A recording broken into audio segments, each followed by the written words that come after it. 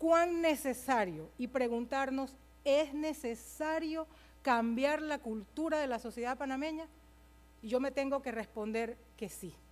Nosotros tenemos que establecer el principio de la autorregulación de la legalidad.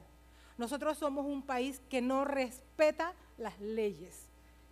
No tenemos responsabilidad por nuestros barrios ni por nuestras comunidades. Nosotros tenemos que trabajar en cooperar con la comunidad y con las autoridades locales. Tenemos que generar un sistema democrático que nos permita que los propios ciudadanos sean garantes de las leyes, que sean garantes de que si alguien comete un delito no se quede impune. Además de que debemos conocer y respetar las leyes, nosotros tenemos que rechazar y condenar los actos ilegales. Lo que mencionaba Fernando Berguido ayer, ¿dónde está la indignación de los ciudadanos de este país frente a lo que está pasando en muchos momentos con el tema de la administración de justicia, con los casos políticos y no políticos que se dan a diario? Entonces, otro punto fundamental que hay que cambiar en la cultura del panameño, del ciudadano, es que hay que colaborar con las dependencias judiciales y con la administración de justicia. El ciudadano tiene que preguntarse si realmente él puede contribuir, y de hecho la respuesta es sí, pero para eso necesita cambiar la cultura. Y tenemos dos caminos complementarios. El sistema democrático panameño requiere de dos grandes caminos que tenemos que recorrerlos. Nosotros no podemos evadir, porque si no lo hacemos ahora, nos va a costar más y en algún momento lo vamos a tener que hacer. Uno es la reforma política, elecciones y liderazgo político, y el otro es el fortalecimiento de las capacidades de gestión pública nacional y territorial. Eso nos lleva a que la reforma política contiene dos aspectos a los que hay que resaltar: la reforma constitucional y las reformas electorales. La reforma constitucional, ¿qué es lo que nos hace entender y a qué nos lleva? La reforma constitucional nos va a permitir hacer un acuerdo de la sociedad panameña de a dónde queremos llegar. Y estas son las reglas del juego que queremos establecer. Nosotros tenemos que hacer unas reformas constitucionales para los próximos 200 años. Nosotros no podemos hacer una constitución, ni debemos hacer una constitución sesgada a los gobernantes de turno, no importa el partido político que sea, ni de los grupos económicos de poder, ni de los grupos de presión en este país. Hay que establecer las reglas claras para poder sentarnos y sentir que todos en Panamá confiamos. Nosotros tenemos que trabajar en lo que los países de primer mundo, los escandinavos, han llamado el capital social, que no es otra cosa que la confianza entre unos y otros. Y a eso es a lo que nosotros nos debemos abocar. APEDE avala el documento presentado hace algunos meses atrás por la Comisión de Reformas Constitucionales designadas para ese tema. Es importante destacar allí algunos puntos relevantes del documento, pero lo más importante es que el acuerdo de voluntades nos va a permitir en un momento determinado seguir caminando. El documento es tan extenso, yo me voy a permitir mencionar algunos dentro de los que creo importantes. Están las garantías y derechos fundamentales, la creación de la Corte Constitucional para fortalecer el Estado de Derecho, el fortalecimiento del órgano judicial y el fortalecimiento del órgano legislativo. Y todo esto nos lleva a un último punto que establece el equilibrio entre los poderes del Estado. Eso es fundamentalmente lo que establece la reforma constitucional. Y yo creo que de ahí la posición y el documento de Visión País 2025 establece que debemos tomar en cuenta el documento y partir de allí a las reformas constitucionales. La Comisión de Reformas Electorales, como ustedes conocen, se nombra posteriormente a que termine el periodo electoral. se han hecho intensas y grandes cambios a lo que es el proceso electoral, porque se evalúa después de cada proceso cuáles son las debilidades del sistema. Pero el cambio no debe generar una posición de que los partidos políticos quieran cerrar la posibilidad de la participación de los otros ciudadanos, porque ya estaríamos regulando y legislando en función de algunos sectores. Y aquí es muy importante que la participación ciudadana sea consciente, persistente e insistente en esta discusión. Y que nosotros los ciudadanos no permitamos que una vez terminada la propuesta se quede en el tintero como ha pasado con las últimas. Y como segundo punto de los caminos que tenemos que recorrer está el fortalecimiento de la capacidad de gestión pública nacional y territorial. Y allí me voy a enfocar en tres aspectos importantes: la participación ciudadana y de la sociedad civil. Esto es indiscutible. Este es el camino a recorrer, porque los partidos políticos es cierto que son una representación de lo que es la participación ciudadana. Esos son los partidos políticos. Pero como no están cumpliendo realmente con el cometido, con el objetivo, entonces la sociedad se ve obligada a agruparse en otras organizaciones. Y eso es importante. Yo creo que nosotros tenemos que seguir insistiendo en el debate de ideas y en el debate de las políticas a través de la participación ciudadana y de la participación de la sociedad civil. Nosotros tenemos que insistir en la descentralización administrativa. Nosotros tenemos que retomar la ley que fue suspendida en el 2009 para ser discutida y evaluada, para que cada municipio, para que cada gobierno local pueda defender sus intereses, porque no es lo mismo el interés de la ciudad de Panamá que el interés de nuestro pueblo en David. Son situaciones diferentes. Entonces nosotros tenemos que fortalecer eso. Y el otro tema es fortalecer las capacidades de las instituciones públicas. Las instituciones públicas, como explicaba el expresidente Brenes ayer, fortalecerlas no es tener un Banco Nacional próspero, una caja de ahorros. Estamos hablando de instituciones fuertes. Como explicaba el doctor Robinson la noche de la inauguración, la diferencia entre un sistema y el otro es que cuando el presidente Roosevelt le pidió a su Senado y al Congreso que quería cambiar los magistrados de la Corte, el Congreso y el Senado le dijo que no lo hizo el Congreso en Argentina cuando Perón le pidió lo mismo. Esa es la diferencia entre mantener instituciones fuertes, pero las instituciones fuertes están robustecidas porque hay hombres y mujeres determinados a hacer cumplir la ley, y eso es lo importante. Como se me está acabando el tiempo, yo tengo que mencionar los objetivos estratégicos y los indicadores. Dentro de los objetivos estratégicos que plantea la APEDE, voy a mencionar los más importantes, que es promover la reforma constitucional, tomando en cuenta la propuesta del grupo de notables entregadas en el año 2012. APEDE debe insistir en que los ciudadanos debemos aplicar las leyes. Este es un tema de si no hay certeza del castigo, yo voy a ser impune. Ese es un tema en que el ciudadano panameño debemos enfocar.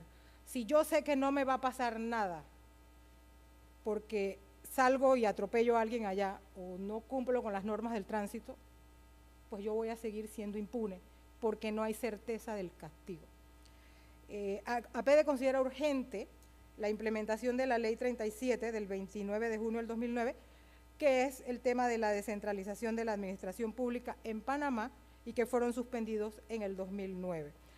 Establecer un programa de mejoramiento de la gestión pública que incida positivamente en el clima de negocios. Y los indicadores sobre este tema de la gobernabilidad, el número 1, que yo considero es importante, es la confianza en el órgano judicial.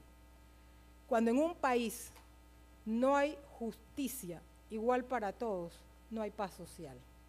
Y esto es sumamente peligroso. El órgano judicial, nosotros debemos exigirle al órgano judicial la administración de justicia tal como lo establece la Constitución, rápida, expedita, gratuita e ininterrumpida, porque nos hemos ido a politizar la justicia y la política la hemos judicializado. Y cuando algo no me gusta, presento un proceso en contra de alguien y la administración de justicia lo maneja de manera política. Y eso es grave porque eso puede conllevar a que no haya paz social en el país. Confianza en los partidos políticos, confianza en el órgano legislativo. Si el legislativo hace bien su trabajo, ¿cómo se designan los magistrados? ¿Cómo se designan los directores de instituciones autónomas? No sería el grave problema, porque el llamado aquí a hacer la investigación y el ejercicio de conformidad con la Constitución y la ley es el órgano legislativo. Entonces los ciudadanos tenemos que exigirle a estos órganos que cumplan con su trabajo y para lo que fueron llamados.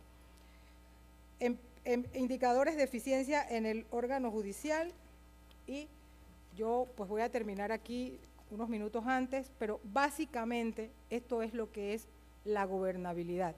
Como ustedes han podido comprender, es un tema que atraviesa puntualmente a toda la sociedad panameña y nosotros tenemos que hacerlo en función de lo que queremos lograr, que es un desarrollo económico y sostenible en el tiempo. Y si nosotros no logramos hacer que la gobernabilidad y las instituciones sean fuertes, difícilmente lo vamos a lograr. Pero aquí APD va a trabajar en el proyecto de seguir dándole seguimiento a los temas que hemos desarrollado para que podamos cumplir con este cometido. Muchas gracias.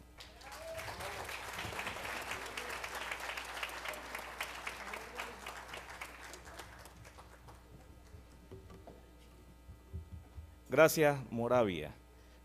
Esa es la base transversal, la gobernabilidad y sostenibilidad política. Vienen los pilares que deben, obviamente, desarrollarse, fortalecerse.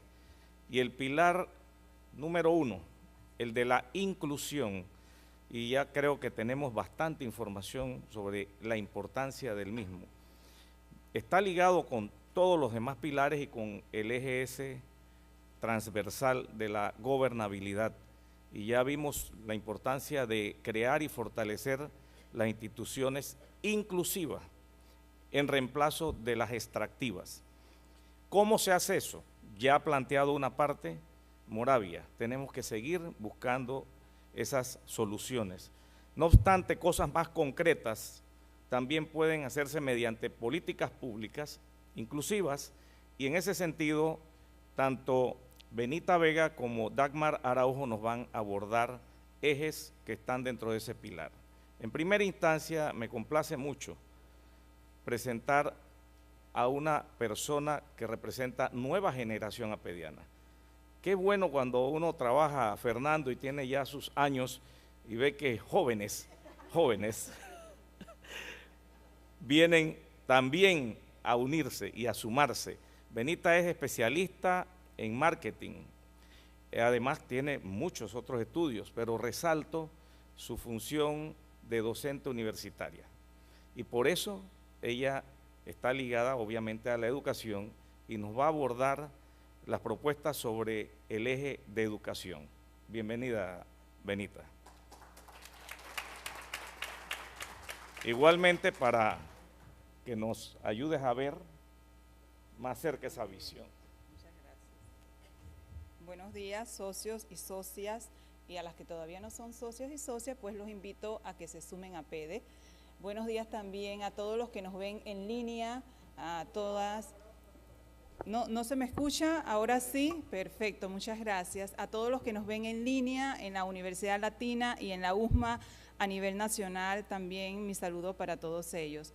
Voy a hablar, como ya ha mencionado nuestro socio y expresidente apediano Felipe Rodríguez, sobre el pilar inclusión, específicamente sobre educación, salud y deportes. La educación es el verdadero instrumento de inclusión social. Para que el desarrollo económico sea sostenible, necesitamos una educación de calidad, pertinente y con equidad. Si bien Panamá económicamente es uno de los países mejor dotados de América Latina, la juventud enfrenta grandes desafíos en su formación, lo que podrá representar obstáculos en su desarrollo profesional y el progreso en sus vidas. Es por ello que la educación presenta como sus principales retos en nuestro país la calidad, la equidad y la sostenibilidad de los esfuerzos más allá de los gobiernos. Quiero mencionar algunas cifras que nos ponen en perspectiva la situación de educación. Y creo que lo que está sonando así, disculpen, es esto que pega aquí. Así que quiero yo mencionar algunas de estas cifras. Y en esas cifras tenemos que si vemos el año 2010, el 46% de la población económicamente activa no ha terminado secundaria. Hoy día, premedia y media. Por otro lado, si veo cifras a 2012, en términos de años de escolaridad, tenemos que en el país en general están en 9.8. Si estos años de escolaridad nos vamos a verlos por zonas, en las zonas urbanas se elevan a 11 años, pero en las comarcas 4.8. Esta cifra nos muestra un verdadero reto de equidad educativa. Si veo cifras más recientes, como lo es el informe de desarrollo humano presentado por el PNUD en 2014, nos dice que entre el 30 y el 40% de los estudiantes que ingresan a primer grado no han tenido contacto con un centro preescolar. También este reciente informe de desarrollo humano del PNUD 2014 nos indica que 1 de cada 3 jóvenes entre 15 y 19 años de edad, ¿saben qué? No estudia. Y así puedo seguir mencionando otras cifras, pero debo avanzar. Entonces voy a pasar a mencionar algunos de los objetivos estratégicos que debemos cubrir en el sector educativo. Y uno de estos objetivos, voy a mencionarles algunos, es el tema del calendario escolar. Un calendario, por supuesto, con más horas efectivas de clase. De nada sirve estar todo el día en la escuela si no estoy usando el tiempo de manera efectiva. Otro de esos objetivos, revisar el presupuesto nacional, lo cual conlleva una serie de elementos educativos, entre esos, por supuesto, el paquete de remuneración docente y su formación. Hay que realizar estudios para que la formación académica esté acorde con las necesidades del país. Definitivamente tenemos que formar según los tiempos presentes y actualizar estos programas y el currículo. Otro de los objetivos, por supuesto, hay que seguir ofreciendo internet en las escuelas, eso es importante, y también adoptar una práctica de diagnóstico en base a indicadores internacionales que contemplen aspectos académicos, de infraestructura, para ver el buen desempeño y sobre todo, ¿saben qué? Reconocer a los colegios y docentes sobresalientes. Eso es bien importante, reconocimiento. Ahora quiero mencionarles algunos otros aspectos que ustedes pueden encontrar en el documento Visión País 2025, que hoy se han distribuido copias en CD. Si usted todavía no tiene la suya, por favor. Algunos de los indicadores que usted puede encontrar en este documento Visión País 2025 tienen que ver con el calendario escolar. Y estos indicadores usted los va a encontrar de manera quinquenal, desde el 2010 hasta el 2025. Uno es el calendario escolar, el otro es porcentaje de docentes con titulación universitaria. ¿sí? Un indicador interesante también, que si lo comparamos con los países de la región, es la inversión pública en educación como porcentaje del PIB. Allí también usted verá indicadores como el CERCE, que no es más que un programa de evaluación que nos permite conocer qué aprenden los estudiantes de primaria en matemática, lengua y ciencias sociales. Entonces, ahí usted verá todo el indicador CERCE, que es un indicador internacional, así como la prueba PISA, que también es un sistema de evaluación internacional que aplican jóvenes de 15 años, se hace cada 3 años y evalúa aspectos de ciencias naturales, matemáticas, lengua. La próxima prueba será en el 2015 y corresponde a ciencias naturales. Ha sido un gran trabajo en equipo preparar este documento, que es una base para desarrollar todos los aspectos que allí se mencionan, y no puedo yo dejar, por supuesto, de mencionar a la Comisión de Educación, el gran trabajo que han hecho, presidida la comisión por el doctor Modaldo Tuñón. Avanzando con la presentación, ahora debo pasar a las recomendaciones. Más adelante les hablaré de salud y deportes, entonces tengo que estar pendiente del reloj para no dejar ninguno de estos aspectos. Algunas de las recomendaciones que planteamos en el documento en términos de educación, además de revisar el presupuesto, la inversión pública en educación, tenemos que elevar la calidad de nuestros docentes para que tengan los conocimientos y competencias necesarias para incentivar el aprendizaje de los estudiantes, y también la implementación de los indicadores internacionales de desempeño que nos van a permitir tener una población panameña más educada, si le damos el buen uso a esos indicadores, como ya mencioné antes, también para el reconocimiento. No dejar de lado las alianzas público-privadas para incentivar tanto la formación en docentes como de estudiantes. ¿En qué temas? Temas de investigación, temas de innovación, de emprendimiento, tecnología. Entonces, seguir trabajando en equipo, el gobierno y la sociedad con estas becas, y el programa Escuela-Empresa, que permite mejorar la calidad de la educación vinculada al crecimiento económico. Vale mencionar también, por supuesto, la educación nutricional y deportiva, porque eso me lleva al siguiente aspecto sobre salud. Los servicios públicos de salud en Panamá se ofrecen a través del Ministerio de Salud y la Caja de Seguro Social. Existen diversidad de instalaciones donde se ofrecen estos servicios, pero también hay lugares del país donde la demanda de servicios institucionales de salud no es cubierta. Puedo mencionar un ejemplo: la atención del parto en las zonas apartadas del país y en las comarcas es muy baja o inexistente.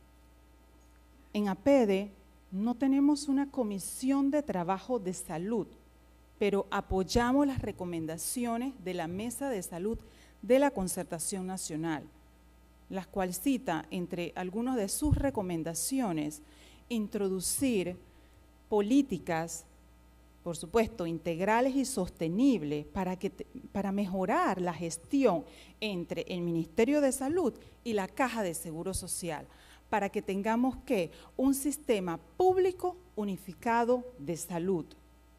Hay que priorizar el sistema preventivo de salud. Debemos desarrollar políticas en términos de educación nutricional, porque esto, por supuesto, va a conllevar a una mejor educación, y dichas políticas deben estar enfocadas a la población menor de 18 años.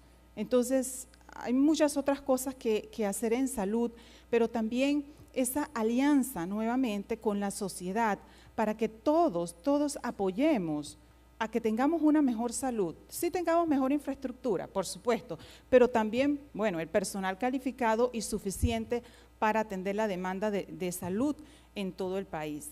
Los sectores representados en la Mesa de Salud de la Concertación Nacional coinciden en la necesidad de tener un pacto por la salud, del que sean signatarios todos los representantes de los partidos políticos y la sociedad organizada, para que se cumpla el plan de desarrollo del sistema público unificado de salud, en virtud del cual tengamos el acceso, la seguridad y la calidad en los servicios institucionales de salud.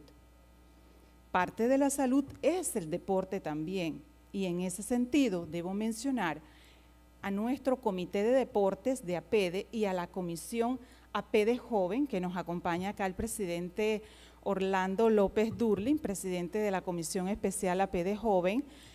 Ellos en términos de deporte coinciden en la necesidad de tener un acuerdo nacional del deporte que impacte ¿en qué? En la salud pública y en la integración de la sociedad. Un comercial, hace algún tiempo estábamos algunos que queríamos ir al mundial. Bueno, no fuimos. Oye, pero ¿cómo usted va a ir al mundial comenzando a formar a la gente a los 20 años y a los 18 años? Entonces, cuando ya tienen 20 años, quieres prepararlos para ir al mundial. Eso es desde la primera infancia.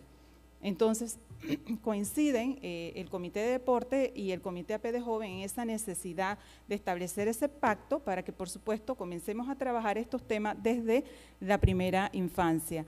Hay que promover la inversión y ahí toda la sociedad es responsable también. A veces le echamos la culpa al gobierno, pero la sociedad tiene su rol. La inversión en infraestructura deportiva, inversión en infraestructura deportiva y por supuesto luego el mantenimiento, porque a veces hacemos la infraestructura y luego no le damos el mantenimiento. Y también hacer alianzas público-privada para el desarrollo, el financiamiento, la ejecución de proyectos deportivos. Nuevamente quiero reiterarles en este espacio que me ha correspondido de inclusión y hablar de educación, salud y deportes, que la educación es el verdadero instrumento de inclusión social. Que en nuestro país los principales retos en educación están en la calidad, la equidad y la sostenibilidad de los esfuerzos más allá de los gobiernos. Nuevamente los exhorto a que sigamos trabajando para que tengamos una población sana y por supuesto educada. Muchas gracias.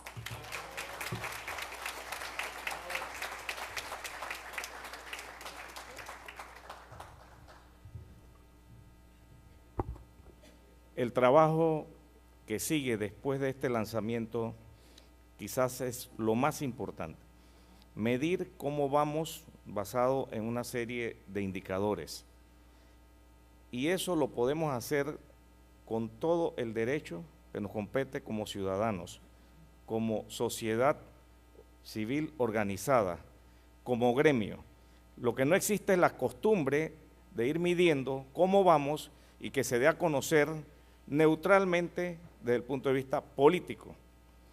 Y eso es lo que se plantea a partir de este momento, y es la construcción de un observatorio que se va a lanzar también el día de hoy. Hago énfasis en esto porque muchos dirán, estamos de acuerdo con todo eso, pero ¿cómo se hace? Una de las maneras es que nuestros gobernantes, una vez elegidos, sepan que van a estar siendo evaluados. Y esa evaluación se debe comunicar formalmente de tiempo en tiempo, que no debe ser más de un año, porque vamos a evaluarlo cuando termine el periodo electoral, de gestión, ya para qué. Me toca presentar a alguien que la verdad que no sé ni cómo presentarla. Es que yo le puedo decir que esta señora se le puede llamar la señora. La reforma constitucional y las reformas electorales. La reforma constitucional, ¿qué es lo que nos hace entender y a qué nos lleva? La reforma constitucional nos va a permitir hacer un acuerdo de la sociedad panameña de a dónde queremos llegar. Y estas son las reglas del juego que queremos establecer. Nosotros tenemos que hacer unas reformas constitucionales para los próximos 200 años. Nosotros no podemos hacer una constitución ni debemos hacer una constitución sesgada a los gobernantes de turno, no importa el partido político que sea, ni de los grupos económicos de poder, ni de los grupos de presión en este país. Hay que establecer las reglas claras para poder sentarnos y sentir que todos en Panamá confiamos. Nosotros tenemos que trabajar en lo que los países de primer mundo, los escandinavos, han llamado el capital social, que no es otra cosa que la confianza entre unos y otros.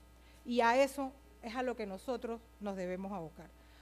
APEDE avala el documento presentado hace algunos meses atrás por la Comisión de Reformas Constitucionales designadas para ese tema. Es importante destacar allí algunos puntos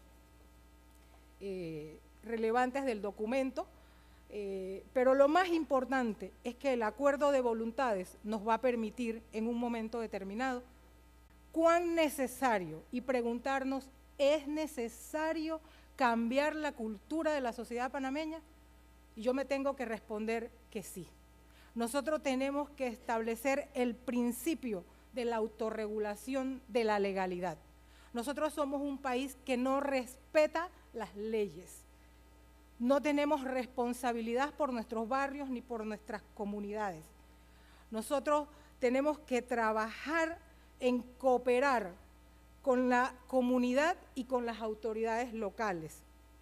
Tenemos que generar un sistema democrático que nos permita que los propios ciudadanos sean garantes de las leyes, que sean garantes de que si alguien comete un delito no se quede impune. Además de que debemos conocer y respetar las leyes, nosotros tenemos que rechazar y condenar los actos ilegales. Lo que mencionaba Fernando Berguido ayer, ¿dónde está la indignación de los ciudadanos de este país frente a lo que está pasando en muchos momentos con el tema de la administración de justicia, con los casos políticos y no políticos que se dan a diario? Entonces, otro punto fundamental que hay que cambiar en la cultura del panameño, del ciudadano, es que hay que colaborar con las dependencias judiciales y con la administración de justicia. El ciudadano tiene que preguntarse si realmente él puede contribuir, y de hecho la respuesta es sí, pero para eso necesita cambiar la cultura. Y tenemos dos caminos complementarios. El sistema democrático panameño requiere de dos grandes caminos que tenemos que recorrerlos. Nosotros no podemos evadir, porque si no lo hacemos ahora, nos va a costar más y en algún momento lo vamos a tener que hacer. Uno es la reforma política, elecciones y liderazgo político, y el otro es el fortalecimiento de las capacidades de gestión pública nacional y territorial. Eso nos lleva a que la reforma política contiene dos aspectos a los que hay que resaltar.